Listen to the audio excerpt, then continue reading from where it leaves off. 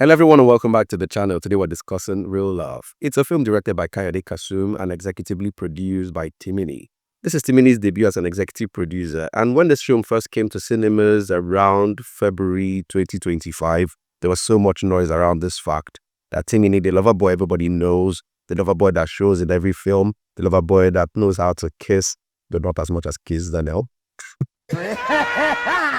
Just Timini, the brand, has his own film. So he carried it on his head like Agege Bread in that film he did with Bimba Demoye. You get the gist. So, what is Real Love about? Real Love, like the title alludes, examines the subject of what is real and what it's not.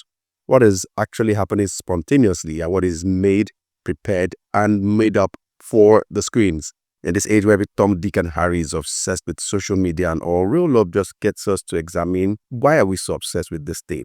It follows Tomide, an influencer who has a chance encounter with Rachel. Rachel is a regular girl, an assistant, and not this faithful girl. She just stops by a bar to take a drink. And she and Tomide just clash. It's not these things that just happens to chance and then one person is pissed and like, can't you see? They're having an argument and someone somewhere who is less busy or basically jobless starts to video them. That video makes its way to the internet and it goes viral. And that is the start of the problems. Because Real Love is currently streaming on Kava, this review is going to contain spoilers and details about the film, so you know the drill. So with this video having gone viral, Rachel is having difficulties selling her market without people assuming that she has made it in life because she's an internet sensation. She wants Tomide to go on air and set the record straight that they are not dating. And this is because the internet people, like we have in real life, are single-minded amoebas. Because tell me why two people are arguing, and because he's an influencer, a relationship expertish influencer, you just assume that that's his girlfriend and that they are having a relationship problem. Well, now that I say it out loud, I see how we can arrive at that conclusion. But yeah, maybe we are all single-minded amoebas. Who knows? But the idea is that it's affecting Rachel's life, not because she has a boyfriend or something of her own, just because she can't just get on with her life where she has to make money to support her ailing father who is in need of surgery. That is her own motivation. And one thing leads to another, and Tomide, who has a girlfriend of his own, a fiancé actually, because he intends to marry her, Imani, played by Atlanta Bridget Johnson. Imani thinks that they should seize the moment. 1 minute she's like, you can make the video, and then she thinks, a light bulb moment. No, I don't think you should make that video. I think we can milk this deal. Brands and all your fans will eat it up. People like these kind of things. So yes, be our online boyfriend. Do lovey-dovey things. It doesn't matter as long as we get the moolah. That's all she's all about. Yes. It is a matter of money. The money, the fine things of life, the made-up things, the kind of babe that, yeah, she knows you want to marry her already, but she thinks it's important that you spend money and time planning a proposal for the sake of it. Because, internet people want all these things. That's the kind of babe she is. So, the signs are there. You already know that this thing is not going to last because these two don't seem like they are cut from the same cloth. Tomide is more reserved, even though, yes, internet sensation and all, was a more reserved kind of person. And from the get-go, you can just see that Rachel is this kind of person who matches his thunder. And so when they start this fake life, yeah, it takes a bit of convincing for Rachel. But once she weighs the money on the ground that she stands to gain to help her father, and then she reaches out to a mentor who doesn't get a full picture, but sort of just nudges her, yeah, if it takes you out of a comfort zone and gives you money and it's not illegal, do it. She agrees. It's a job for her at first, but when you play with fire, don't be surprised when you get burned, because that's what happened to these two. They start to catch feelings for each other. It is mutual. It takes a bit of push and pull, yin-yang sort of thing, but they eventually get to a place where they realize it and boom, boom, boom, it's consummated. And that's where the problem starts. Rachel shows up at Tomide's door and Imani is around, and that's where both ladies get clarity of what is going on. And that's when Imani realizes, true to my suspicion all along, I have actually lost this guy. And then Rachel realizes, oh my God, I was such a fool. He's not available. He was stringing me along, sort of thing. And then drama. Tomide is caught in the middle. Who will he go for? In fact, at this point, both of them don't want him. And as you would have it, series of bad luck for Rachel. Her father dies. He doesn't survive the surgery. It's just a lot. Now, something happens where we get this crucial point in the story, because this is where the main conflict is.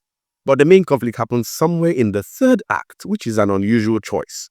It's a rom-com, but there's nothing comedic about. Well, it is comedic in some sense, because some scenes at the start were just flat out stupid. Yeah, and I think about it. So yeah, you could call it a rom-com, but it's a romantic movie for the most part. But does that excuse why the main conflict is in the third act?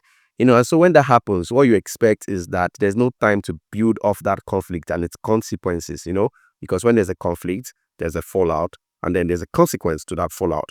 But in this film, because it happens in the third act, which actually is where storylines are usually resolved, we don't get things breathing. So what we get instead is a cascading effect where things are hurried and then, the end. So it felt very haphazard.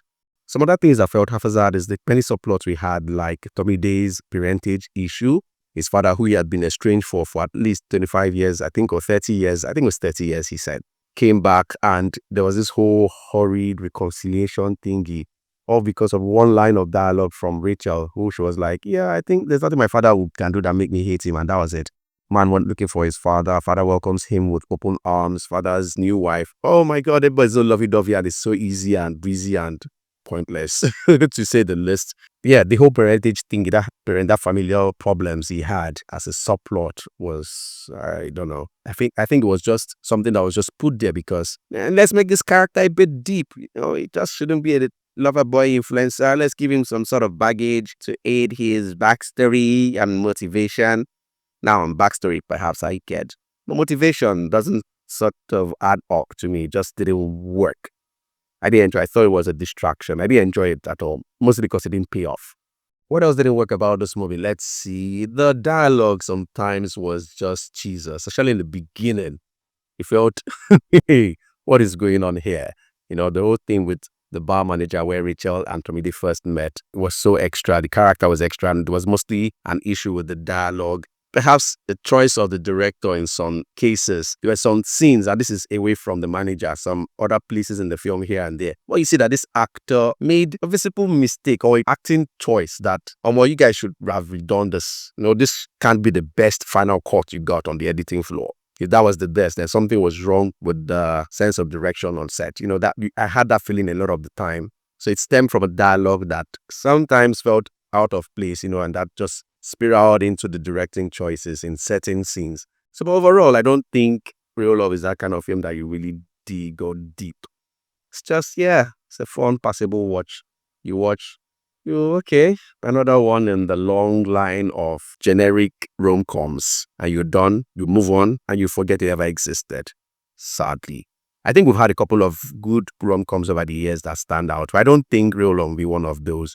Perhaps it will be most memorable for it being Timini's debut as an executive producer. I think that will be mostly what we remembered for. And something else I think the film will be remembered for is TJ Omusuku's performance for an acting debut, a major acting debut on screen. It was good. I enjoyed her performance. It was nice seeing a new face. I like that thing about the film. It was nice seeing a new face, and a new face who could hold her own.